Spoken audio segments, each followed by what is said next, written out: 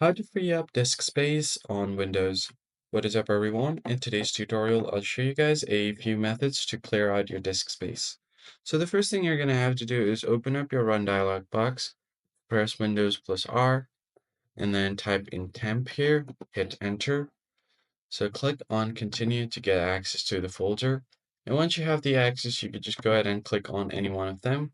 Select all, Control A, and then Shift Delete. You can permanently delete these items. These are temporary files. Now click on do this for current items and then skip. Once that is done, close it out. You're going to have to do the same thing again. Press Windows plus R, but this time you're going to type in %temp%.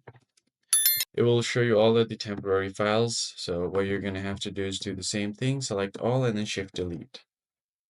Click on yes. And if it shows the same thing, what you're going to have to do here is click on do this for current items and then skip.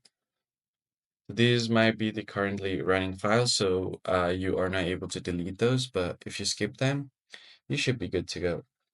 Now, the final method here on the same category is if you just close this out, press Windows plus R, and then go to prefetch, hit enter.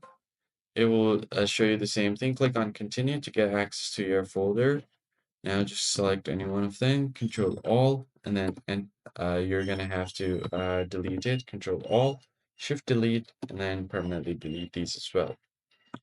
After this, you can go to your File Explorer or this PC. So I'm just gonna go ahead and go to this PC.